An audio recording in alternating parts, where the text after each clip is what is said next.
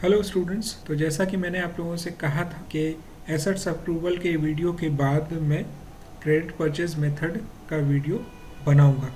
तो इसलिए ये वीडियो आपके लिए मैंने तैयार किया है। वीडियो आप पूरा देखें इससे पहले एक चीज़ मैं आपसे कहना चाहता हूँ कि अगर आपने एसेट्स अप्रूवल मेथड का वीडियो नहीं देखा है तो आप एक बार ज़रूर जा कर के देख लें, क्योंकि ये जो वीडियो है वो इसमें दो फायदे हैं आपको। क्या है? एक तो आप मेथडोलॉजी समझेंगे प्लस डिफरेंस भी समझेंगे।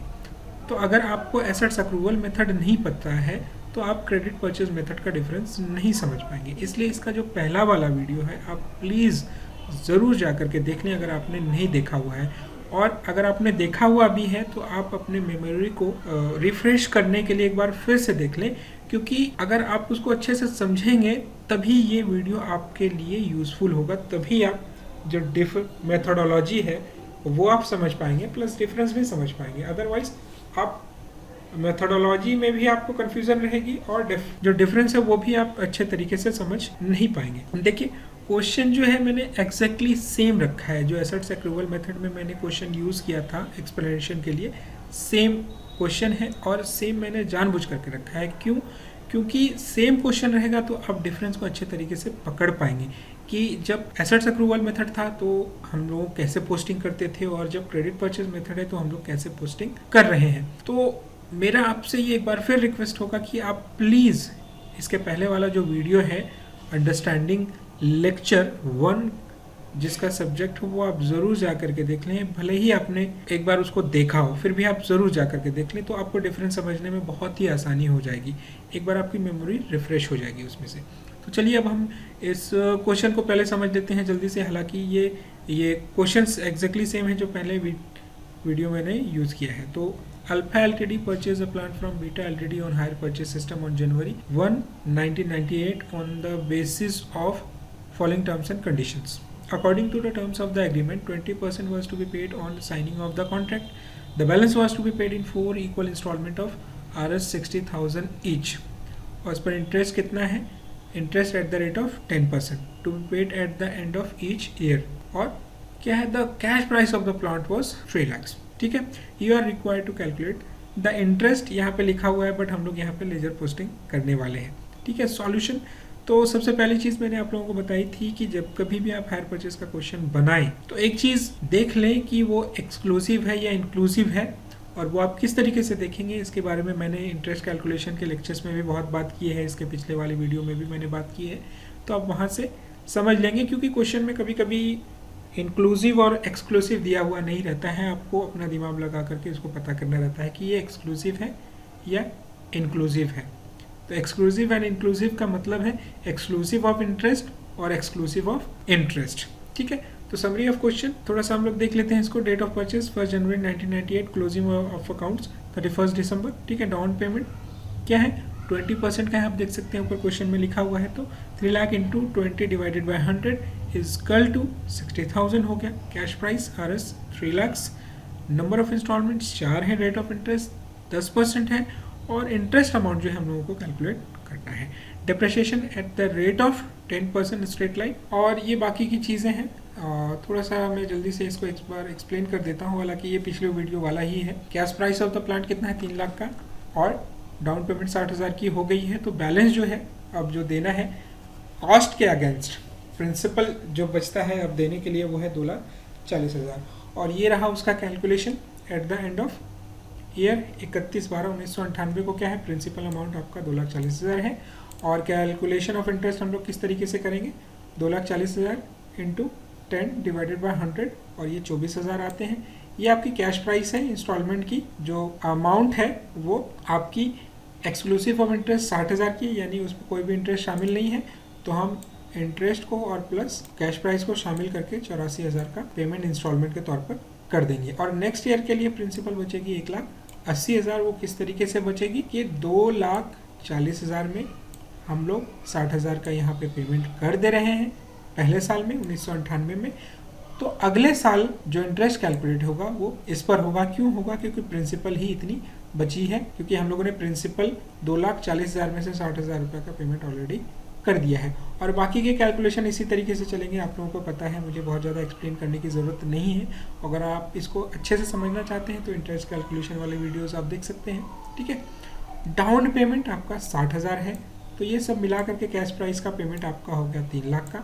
टोटल इंटरेस्ट का पेमेंट यहाँ आपका हो गया 60,000 का, और इन दोनों का पेमेंट मिला करके यहाँ हो गया 3 लाख, ठीक है। तो ये इंटरेस्ट कैलकुलेशन की समरी है, एनालिटिकल टेबल आप जो भी इसको कह सकते हैं। तो हम लोग अब अपने मेन मुद्दे पर आते हैं, जो हम लोगों का है कि हम लोग लेजर पोस्टिंग कैसे करें हायर परचेज अकाउंट्स बनाते समय, और वो भी किस मेथड से, क्रेडिट परचेज मेथड से, ठीक है।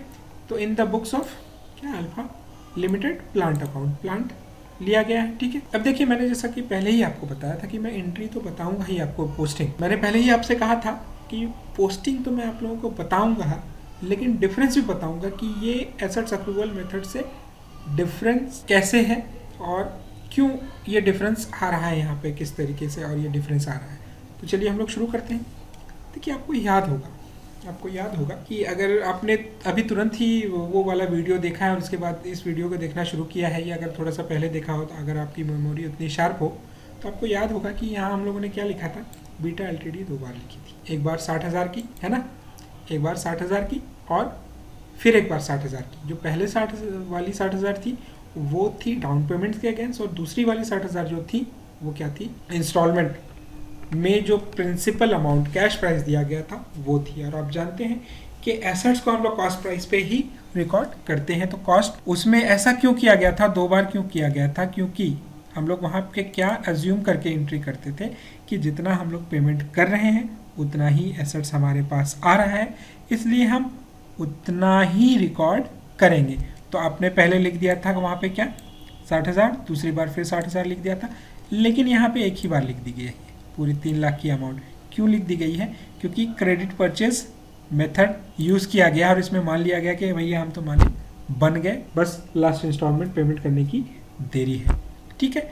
और फिर उसमें क्या हुआ, डिप्रिसिएशन लग गया जो कि फिक्स्ड है 10% का, 3 लाख का 10% 30,000, ठीक है। यहाँ पे फिर ये बैलेंस सीडी इतनी बच गई जो नेक्स्ट ईयर के लिए बैलेंस बीडी बच गई है। नेक्स्ट ईयर जब हम आए तो क्या हुआ, यहाँ पे डिप्रिसिएशन लगा, फिर ये बैलेंस सीडी इतनी यहाँ पे बच गई 2,40,000 रुपये की, जो अगले साल के लिए बैलेंस बीडी हो गई। लेकिन अब देखिएगा, फिर अगले साल भी हम लोग क्या करते थे, बैलेंस बीडी तो वहाँ भी करते थे, लेकिन फिर क्या करते थे, साथ में बीटा एलटीडी यहाँ पर जोड़ देते थे। क्यों जोड़ देते थे, क्योंकि हम मानते थे कि नेक्स्ट ईयर इतना एसेट्स मेरे पास आया, लेकिन यहाँ पे मानने की ज़रूरत नहीं है। क्यों नहीं है, क्योंकि आपने एक ही बार में सारा एसेट्स रिकॉर्ड कर दिया है। तो ये सिंपल वे में आपके चलेगा, जैसे आप डिप्रिसिएशन अकाउंट फर्स्ट ईयर में बनाते थे वैसे ही एसेट्स आ गई, फिर डिप्रिसिएशन लगेगा, बैलेंस सीडी बैलेंस बीडी, और डिप्रिसिएशन हर साल लगते जाएगा, बैलेंस सीडी बैलेंस बीडी करके ये आपका यहाँ पे आ जाएगा।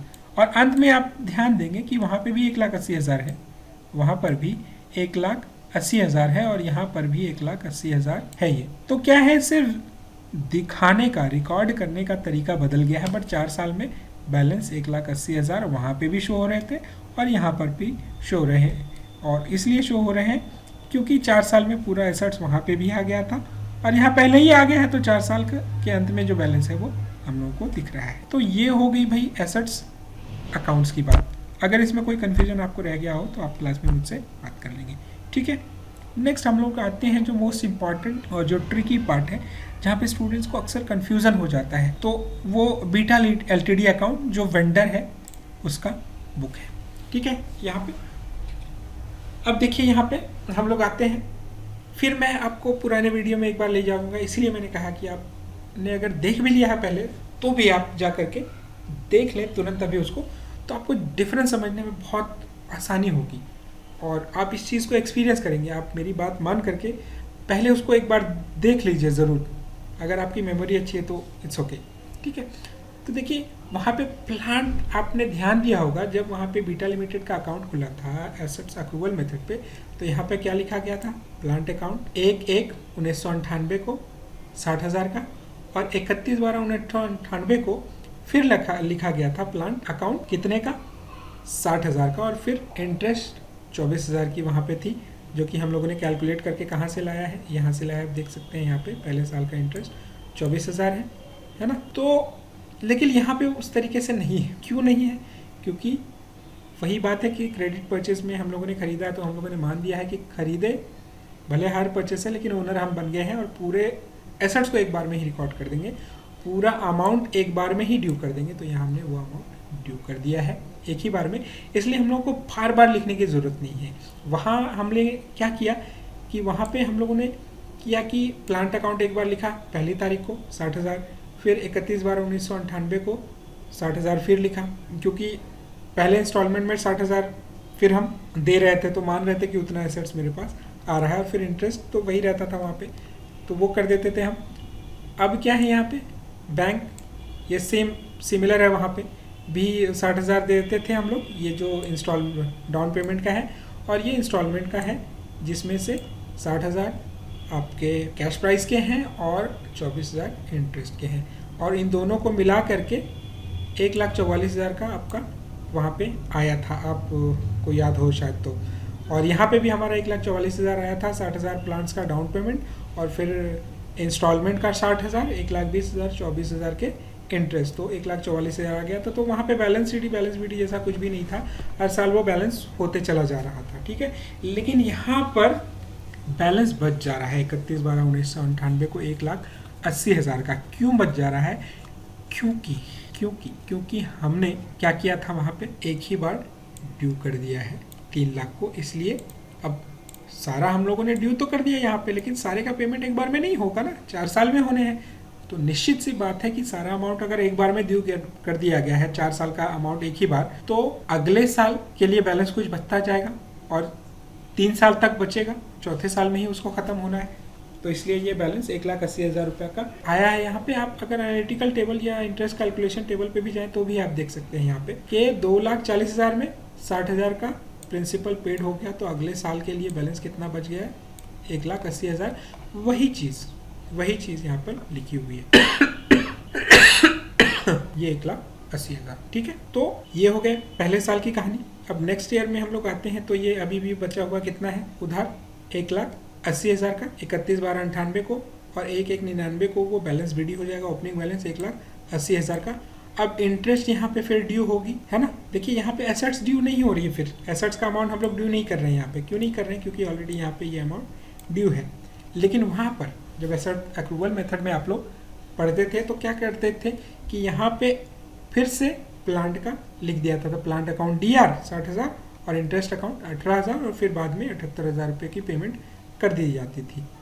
लेकिन हम लोग जो उधार बचा हुआ है, जो देना रह गया, उसको कैरी करते हुए यहाँ पे चल रहे हैं, इसलिए हम लोगों ने यहाँ पे सिर्फ इंटरेस्ट को ड्यू किया है, क्योंकि पहले ही तारीख को पूरा अमाउंट कैश प्राइस का ड्यू कर लिया है हम लोगों ने, तो अब बार बार तो ड्यू नहीं करेंगे ना उसको, और वही चीज़ यहाँ पे कैरी होती चली आ रही है।